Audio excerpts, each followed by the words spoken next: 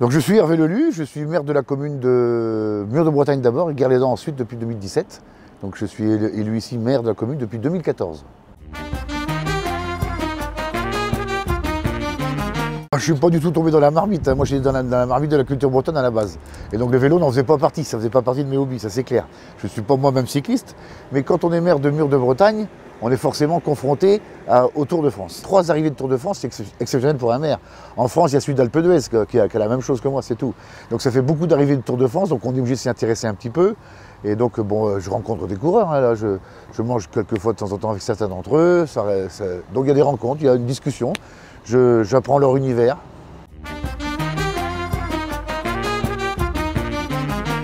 Récemment, il y a quand même Bernard Hinault, ça c'est clair, il était 5 fois champion, il a gagné 5 fois le Tour de France, donc c'est quand même une vedette internationale du cyclisme. L'engouement récent est quand même lié à Bernard Hinault, c'est vrai.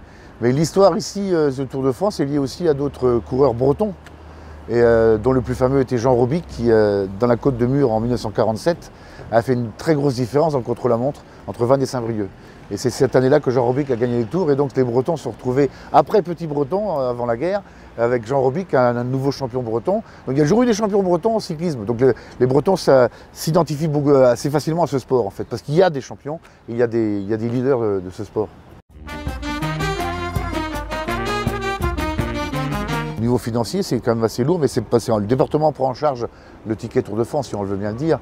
Mais chez nous, c'est quand même des frais, mais c'est aussi habituellement un engagement associatif assez fort. En même temps que le Tour de France, on fait un mini-festival, enfin tout tourne autour, c'est vraiment un gros événement pour une commune. Nos boulangers sont pris d'assaut, nos boulangeries sont pris d'assaut, nos commerces sont pris d'assaut, nos restaurants, nos cafés, tout ça, ça tourne à bloc. Habituellement. Cette année, avec la Covid, c'est pas du tout la même chose. Et en plus, les élections régionales et départementales le même jour, c'est très compliqué cette année.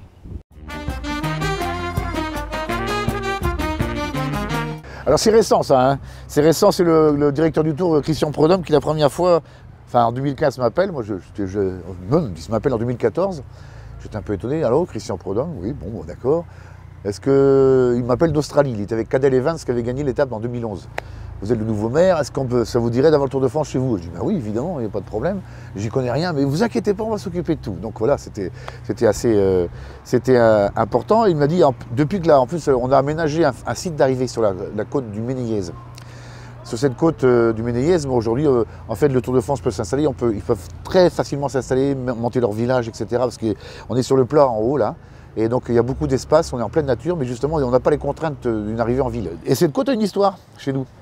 C'est une histoire un peu néolithique, parce que sur cette hauteur du Ménéiez, il y a beaucoup de monuments néolithiques, dont 2 allées couvertes, dont une allée couverte qui n'est pas connue mais qui est privée, où il y a des dessins sur l'intérieur des pierres, sur l'intérieur des parois. C'est pas Gavrinis non plus, mais on y touche un petit peu. Voilà. Donc des allées couvertes méconnues, dont les 2 sont classés au monument historique, mais il y a une qui est privée. En plus, elle est tout près de l'arrivée du Tour de France, elle est vraiment à 100 mètres, quoi. Mais les gens ne le savent pas. Donc c'était une montagne, Barzik, qui a beaucoup écrit sur Mur-de-Bretagne, l'a classée comme une montagne sacrée dans notre commune, en fait. Quand je voyage, j'ai déjà beaucoup voyagé, mais systématiquement, je prends la bombarde. Parce que c'est un espèce de passeport partout, pour rencontrer des gens, pour un peu que tu rencontres des musiciens, avec ton instrument, c'est tout à fait... Nous, ça paraît anodin chez nous, mais chez les autres, c'est vraiment extraordinaire. Et donc, je prends toujours ma bombarde, parce que c'est un où je m'ennuierais, donc je peux en jouer un petit peu. Mais c'est surtout... c'est identitaire, donc les gens adorent qu'on puisse leur montrer d'où on vient aussi, quand on ne les connaît pas. Et j'emmène une bombarde. Même à l'autre bout de la France, c'est une bombarde à chaque fois. Voilà. C'est tellement facile à mettre dans une valise que voilà. Ah bon, déjà pour reprendre le départ, c'est que le mur de Bretagne était conceptualisé comme étant une côte, quoi. Alors ils n'ont jamais pensé que c'était le nom de la commune, ils ont toujours cru que c'était la côte qui s'appelait le mur de Bretagne. Donc le mur de Bretagne s'est fait conceptualiser comme quelque chose, comme une épreuve cycliste qu'il fallait absolument faire dans le Tour de France, etc. Donc le mur de Bretagne, nos amis italiens avaient envie de faire un truc au niveau européen. Ils ont donc d'abord sollicité le mur de Grammont en Belgique et le mur de Huy. Et mur de Bretagne, là aujourd'hui ils cherchent quelque chose en Espagne. Et donc pour l'instant on est 3 murs, on est 3 villes qui avons donc une montée de cyclistes assez impressionnante. Et donc à San Pietro de Feletto pour El Ca del Poggio en Italie, en Vénétie.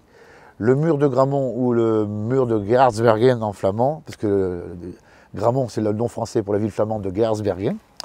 Et donc mur de Bretagne. Voilà, donc 3 murs, un en Bretagne, l'autre en Flandre et l'autre en Vénétie. Et donc c'est aussi un projet européen. Et donc on a, malgré, bon, on se revoit cette semaine en plus en visioconférence pour voir au niveau de l'UNESCO comment on peut classer tout ça aussi. Donc il y a des projets, mais ça les Italiens sont très leaders là-dessus.